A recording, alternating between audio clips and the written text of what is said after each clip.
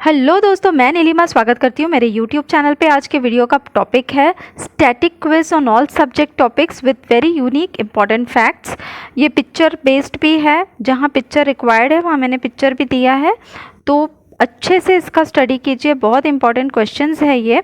और इसका पार्ट 1 अगर आपने नहीं देखा है हाई वैल्यू क्वेश्चंस का, तो वो है आर्ट एंड कल्चर पे हाई वैल्यू क्वेश्चंस थे। तो उसका जो लिंक है वो मैंने डिस्क्रिप्शन में दिया है, वहाँ पर आप क्लिक करके देख सकते हैं।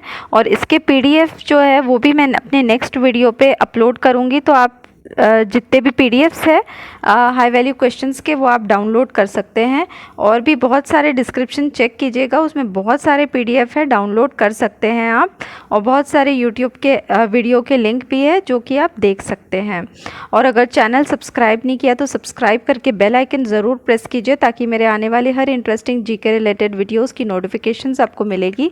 और वीडियो पसंद आए तो प्लीज़ इसे लाइक शेयर सब्सक्राइब करना मत भूलिए। बढ़ते हैं हमारे क्वेश्चंस पे।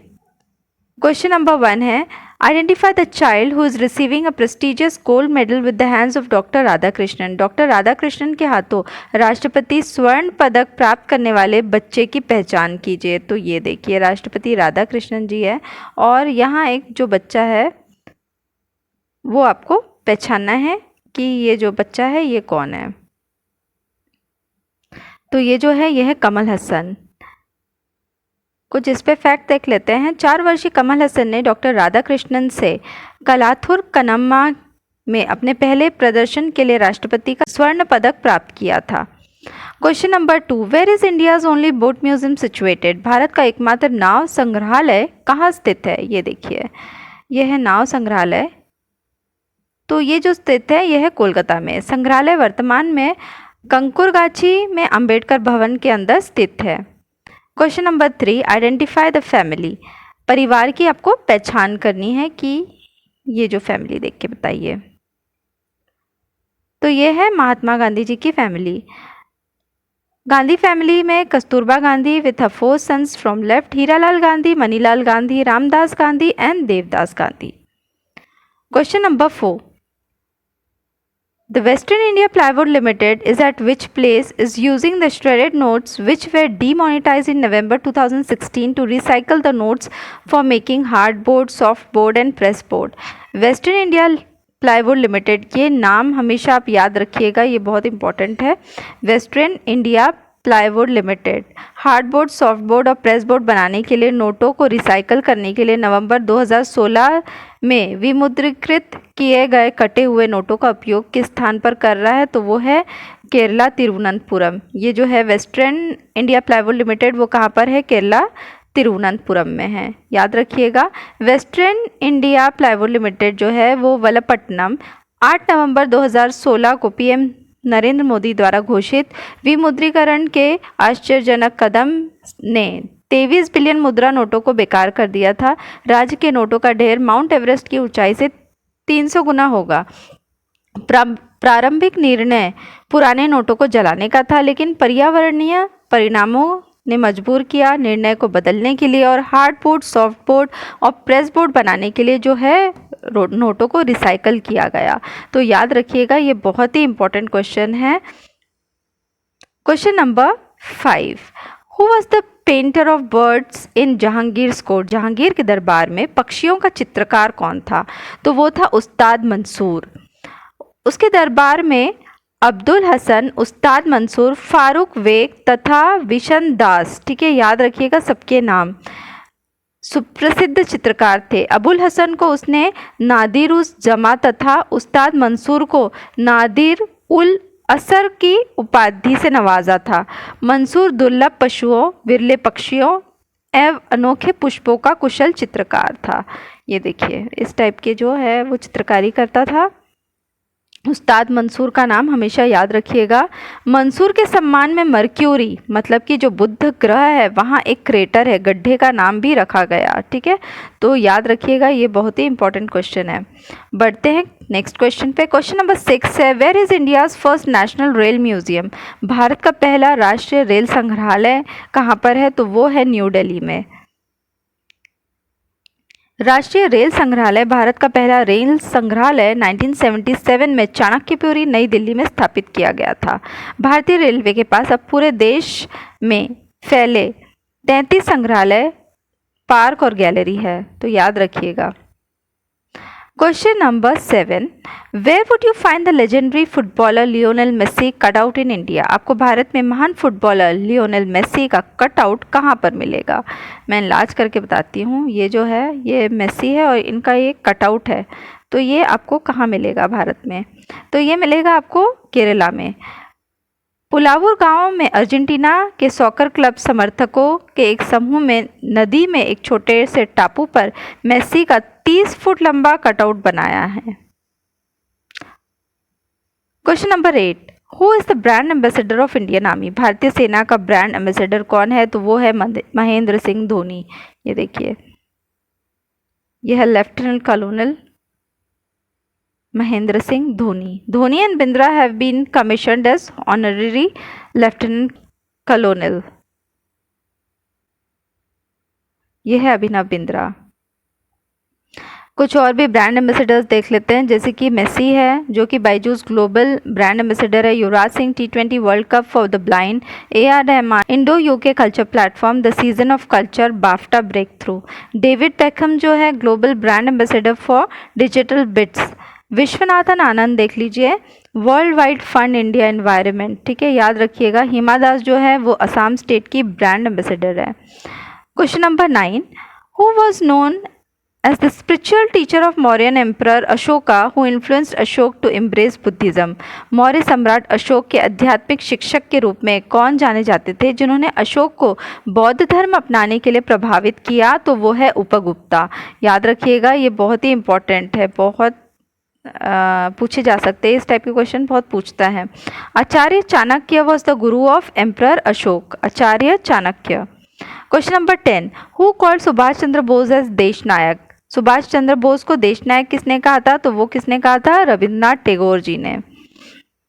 कुछ फैक्ट देख लेते हैं। सुभाष चंद्र बोस जी ने जवाहरलाल नेहरू के साथ इंडिपेंडेंस फॉर इंडिया लीग की स्थापना की और हरिपुरा सत्र 1938 और त्रिपुरी सत्र 1939 में भारतीय राष्ट्रीय कांग्रेस के अध्यक्ष के रूप में चुने गए, लेकिन महात्मा गांधी के साथ मतभेदों के कारण त्रिपुरी सत्र से इस्तीफा दे दिया और उन्होंने 1943 में सिंगापुर में भारतीय सेना आज़ाद हिंद फौज का जो है वो कार्यभार जो है संभाला।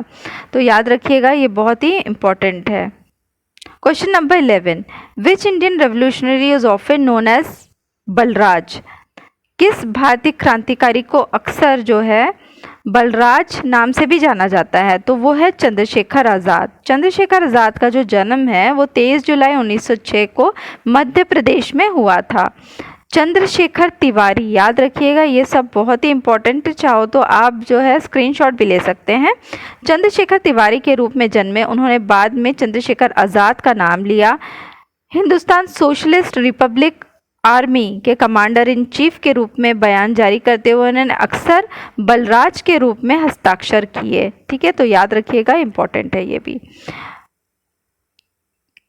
Question number 12. In 2021, which became the first traditional brew in all of the Northeast to bag the geographical indication tag? 2021 में geographical indication tag प्राप्त करने वाला पूर्वोत्तर का पहला पारंपरिक जो काढ़ा है वो क्या बन गया है? तो वो है जुड़ीमा, ठीक है, याद रखिएगा, जुड़ीमा जो है असम की डिमासा जनजाति की घर में बनी चावल की शराब जुड़ीमा, याद रखिएगा, जो ज्योग्राफिकल आइडेंटिफिकेशन टैग हासिल करने वाली पूर्वोत्तर की पहली पारंपरिक शराब बन गई है।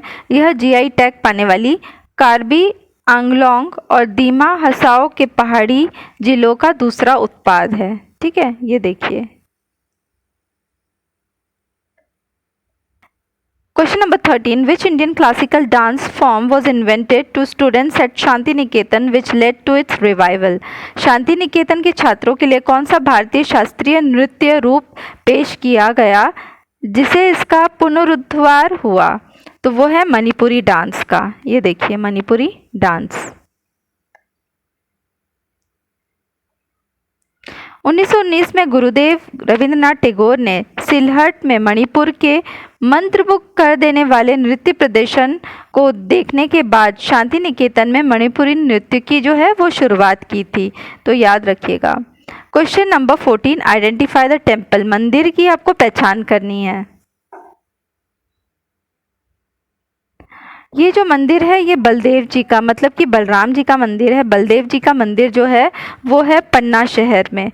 बलराम जी कृष्ण जी के बड़े भाई है और यह मंदिर श्री कृष्ण जी के बड़े भाई बलदेव जी को समर्पित है। ठीक है, तो याद रखिएगा, ये बहुत ही इंपॉर्टेंट क्वेश्चन है। Question number 15, identify the emblem is of which state.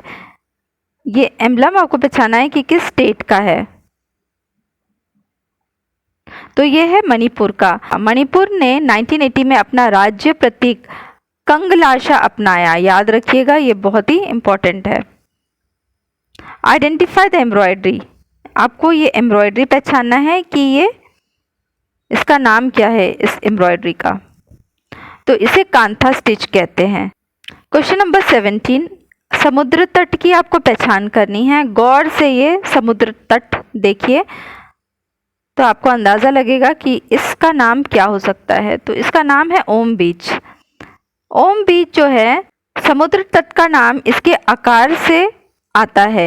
रेत की दो अर्धचंद्राकार बीच में एक चट्टान का निर्माण के साथ मिलते हैं। यह हिंदू ओम प्रतीक का आकार बनाता है और ये कहाँ पर है? गोकामा कर्नाटक में है ये बीच। याद रखिएगा, Om beach. Question number 18, known for the unique variety of woodcraft, this town in Karnataka is famous for its handicraft toys and religious idols. लकड़ी के शिल्प की अनूठी किस्म के लिए जाना जाता है यह शहर। कर्नाटक अपने हस्तशिल्प खिलौनों और धार्मिक मूर्ति के लिए प्रसिद्ध है। तो ये क्या है? तो इसे कहते हैं किन्नल क्राफ्ट। और ये जो शहर भी है, ये शहर का नाम भी किन्नल शहर है। किन्नल शहर खिलौनों और धार्मिक मूर्तियों के लिए प्रसिद्ध है। तो याद रखिएगा, कारीगरी को चित्रगारा कहा जाता है। तो ये सब आप एक बार इनलाज करके भी बता देती हूँ। तो याद रखिएगा, ये शहर का नाम किन्नल है और ये कर्नाटक में है। Question number 19, located at Kamla Nagar in the Civil Lines of Agra, it became a center of worship for Christians in the Mughal capital, built way back in 1598.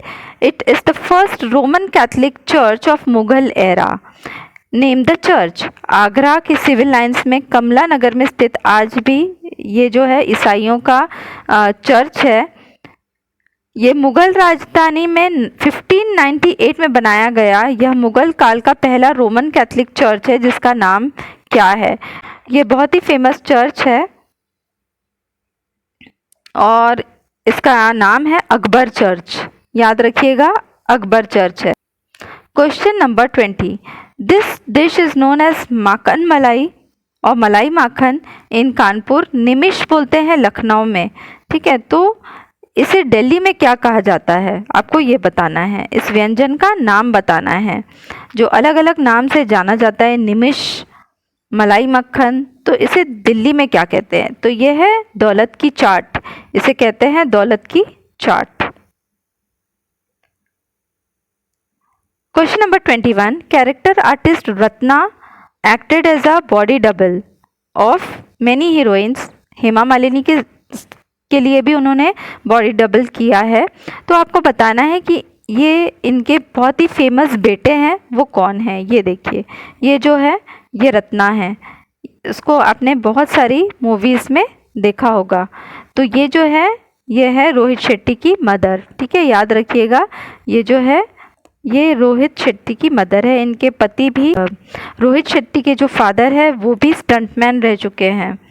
ये देखिए, ये रोहित शेट्टी के पिता है। चलिए बढ़ते हैं क्वेश्चन नंबर 22 पे। Where is Gandhi Research Foundation? Gandhi Research Foundation कहाँ पर स्थित है? ये देखिए, ये है गांधी रिसर्च फाउंडेशन। तो आपको बताना है कि ये कहाँ पर है। ये है जलगांव में, जलगांव महाराष्ट्र। इसका मुख्य उद्देश्य गांधीवादी विचारधारा और विरासत को भावी पीढ़ी के लिए संरक्षित और बढ़ावा देना है। गांधी तीर्थ जैन हिल्स, जलगांव महाराष्ट्र, भारत में स्थित एक शानदार 63,000 वर्ग फुट संरचना है, तो याद रखिएगा। Question number 23, which modern city was founded by generals of emperor Akbar as capital of Bengal province of Mughal in 1608? 1608 में मुगलों के बंगाल प्रांत की राजधानी के रूप में सम्राट अकबर के जनरलों द्वारा किस आधुनिक शहर की स्थापना की गई थी? तो वो की गई थी ढाका की। याद रखिएगा, ये बहुत ही इंपॉर्टेंट क्वेश्चन है, हाई लेवल के लिए आ सकता है। इसका कुछ फैक्ट्स देख लेते हैं। बंगाल सूबा के नवनियुक्त सूबेदार इस्लाम खान ने 1610 में राजधानी को राजमहल से ढाका स्थानांतरित कर दिया। उन्होंने सम्राट जहांगीर के बाद ढाका का नाम बदलकर जहांगीर नगर जो है वो कर दिया था। तो ढाका का नाम जो है वो बदलकर क्या किया था? Jahangirnagar. Question number 25, name The name of which Gujarati mixed vegetable dish, also a regional speciality, means upside down in English based on its cooking technique? किस गुजराती मिश्रित सब्जी का नाम भी एक क्षेत्रीय विशेषता है जिसका अंग्रेजी में अर्थ खाना पकाने की तकनीक पर आधारित है? तो वो है उंधियू। ये देखिए, ये है उंधियू।